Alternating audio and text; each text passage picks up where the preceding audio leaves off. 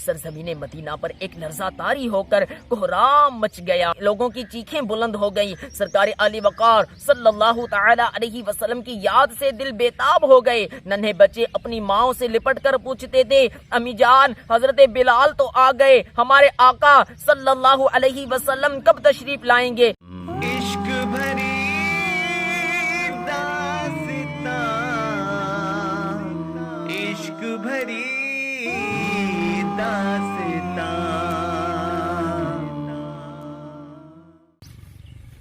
السلام علیکم ورحمۃ اللہ وبرکاتہ۔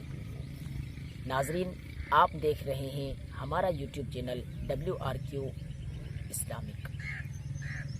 آج ہم بہت ہی خوبصورت واقعہ بیان کرنے لگے ہیں ناظرین، جس کا موضوع ہوگا عشق بھری داستان۔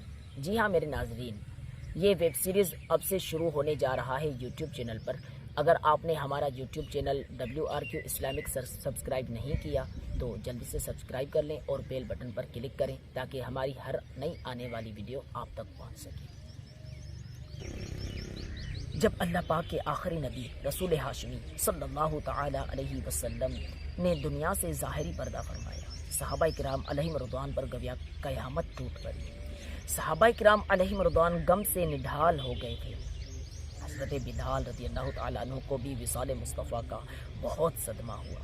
حضرت بلال رضی اللہ تعالیٰ عنہ تو یوں بھی مؤذن رسول ہیں، مؤذن اور امام کا آپس میں جدا قسم کا ہی تعلق ہوتا ہے۔ حضرت بلال رضی اللہ تعالیٰ عنہ رسول اکرم صلی اللہ علیہ وسلم کی خدمت میں رہا کرتے تھے۔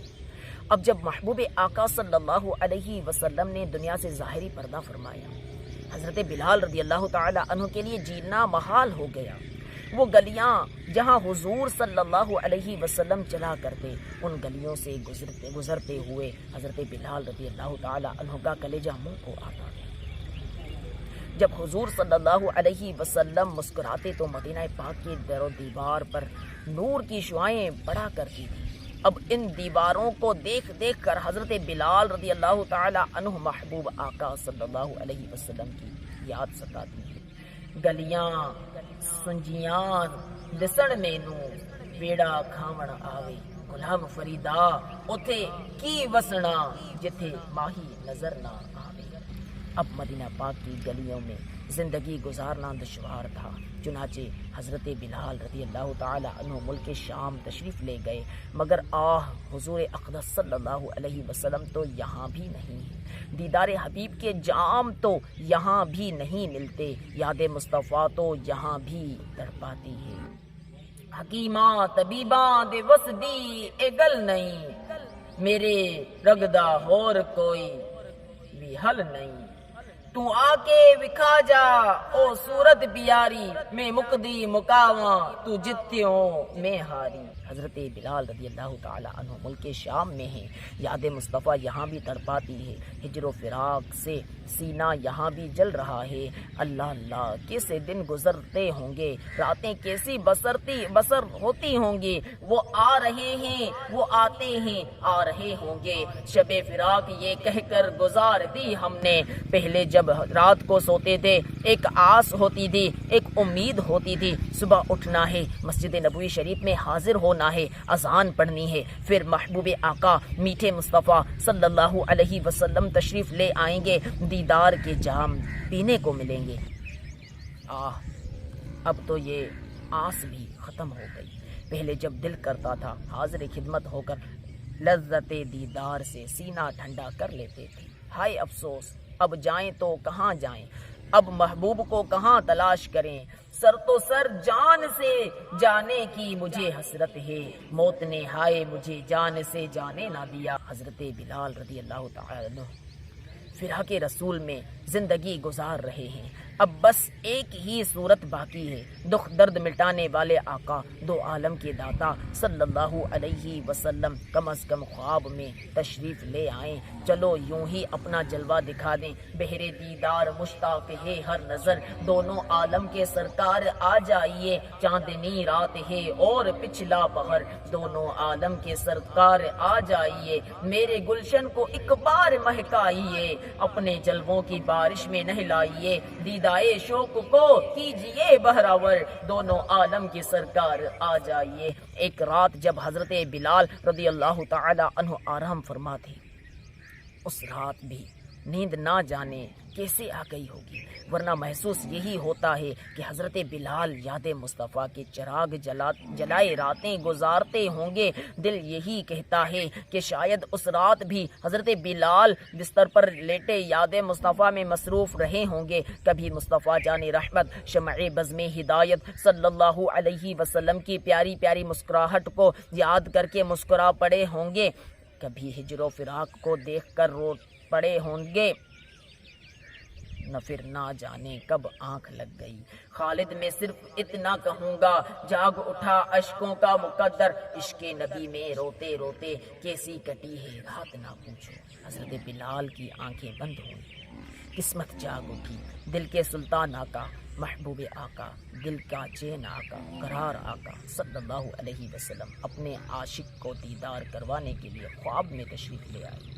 پیارے آقا دو عالم کے داتا صلی اللہ علیہ وسلم خواب میں تشریف لائے اور فرمایا، ما هذه الجفوة یا بلال، اے بلال یہ کیا بے وفائی ہے، تم نے ہماری زیارت کے لیے آنا ہی چھوڑ دیا۔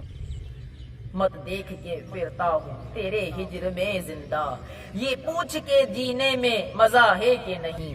اللہ اللہ، پیارے آقا مدنی مصطفیٰ صلی اللہ علیہ وسلم کا فرمان سنا، حضرت بلال رضی اللہ تعالی عنہ کی آنکھ کھلی، سواری تیار کی اور سفر مدینہ پر روانہ ہو گئے۔ اللہ اکبر، ایک عاشق رسول مدینے کے سفر پر روانہ ہے، مکی مدنی آقا صلی اللہ علیہ وسلم نے خود بلایا ہے۔ حضرت بلال رضی اللہ تعالی عنہ کی کیفیت کیا ہوگی یہ تو معلوم نہیں کیا جا سکتا، البتہ دل ہی دل میں حضرت بلال کی اس وقت کی کیفیات کا تصور باندھنے کی کوشش کیجئے۔ حضرت بلال کیا سوچتے ہوں گے، ہاں جلد ہی مدینہ پاک کی گلیوں میں پہنچ جاؤں گا، جلد ہی مسجد نبوی شریف نظر آئے گی، مدینہ پاک کے خوبصورت در و دیوار ہوں گے، غریبوں کو پالنے والے آقا دو جہاں کے داتا صلی اللہ علیہ وسلم نے خود بلایا ہے، جلوہ بھی تو دکھائیں گے، دیدار کے جام بھی پلائیں گے، ہے آرزو یہ دل کی میں بھی مدینے جاؤں،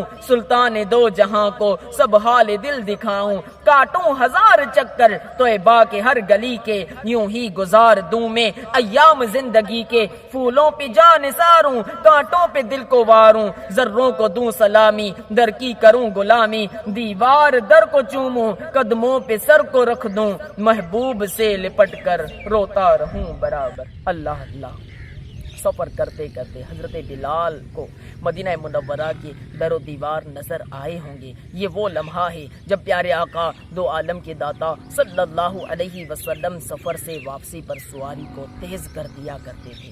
اس وقت حضرت بلال کی کیفیات کیا ہوں گی؟ مدینہ منورہ پر برستا ہوا نور، وہاں کے روشن روشن در و دیوار دیکھ کر حضرت بلال بےتاب ہو گئے ہوں گے، دل میں محبوب صلی اللہ علیہ وسلم کے دیدار کی تڑپ مزید بڑھ گئی ہوگی، دل مچل گیا ہوگا، دھڑکن تیز ہو گئی ہوگی۔ اللہ اکبر، حضرت بلال رضی اللہ تعالی عنہ مدینہ پاک پہنچے، مگر حضور جان کائنات صلی اللہ علیہ وسلم مسجد میں نہیں ہیں، ازواج پاک کے حجروں میں بھی نہیں ہیں۔ غلام کو ملک شام سے بلایا اور خود پردے میں تشریف فرما ہے۔ حضرت بلال حضور صلی اللہ علیہ وسلم کے مزار پر انوار پر حاضر ہوئے، اپنا چہرہ مزار انور کی مبارک خاک پر ملنے لگے، روتے جاتے تھے۔ گویا یہ عرض کر رہے تھے، اٹھا دو پردہ دکھا دو چہرہ کہ نور باری حجاب میں ہے، زمانہ تاریک ہو رہا ہے کہ مہر کب سے نقاب میں ہے۔ اہل مدینہ کو حضرت بلال کی آمد کی خبر ہو چکی تھی۔ کئی صحابہ کرام علیہم رضوان مؤذن رسول سے ملنے کے لیے حاضر ہوئے۔ سلام دعا کے بعد سب نے کہا، بلال وہ اذان ہمارے آقا صلی اللہ علیہ وسلم کو جو سنایا کرتے تھے، آج پھر ایک بار وہ اذان سنا دو۔ حضرت بلال نے معذرت کی اور کہ اب اذان دے نہیں سکوں گا، پہلے جب اذان میں پڑھتا تھا اشہد ان محمد رسول اللہ کہتا تھا، سامنے چہرہ والضحیٰ کی زیارت کرتا تھا، آج جب اذان پڑھوں گا دیدار سے محروم رہوں گا تو دل برداشت نہیں کر پائے گا۔ آج مجھے اس فرمائش سے معاف رکھو۔ صحابہ کرام علیہم رضوان نے اصرار کیا، حضرت بلال رضی اللہ تعالی عنہ نے انکار کیا۔ اتنے میں پیارے آقا رسول خدا صلی اللہ علیہ وسلم کے ننھے نواسے حضرت امام حسن اور امام حسین رضی اللہ تعالی عنہما تشریف لے آئے۔ حضرت بلال نے شہزادوں کو سینے سے لگایا، پیار کیا۔ اب شہزادوں نے کہا، ہمارے بلال، ہمارے نانا جان رحمت دو عالم صلی اللہ علیہ وسلم کو جو اذان سنایا کرتے تھے، آج وہی پھر اذان سنا دو۔ بھلا ان شہزادوں کی بات کیسے ٹالی جا سکتی تھی؟ حضرت بلال نے شہزادوں کے حکم پر سر جھکایا، اذان دینے کی جگہ تشریف لائے، کانوں پر ہاتھ رکھے اور پرسوز آواز میں پڑھا،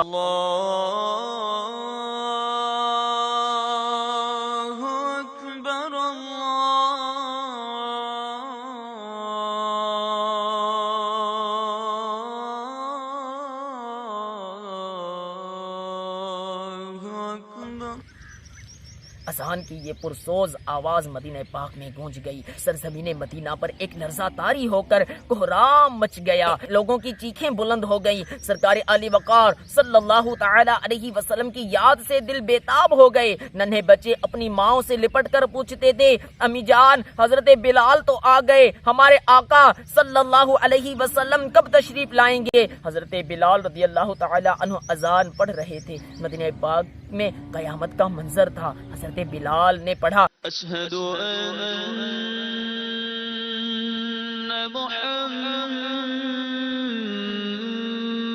محمد رسول اللہ۔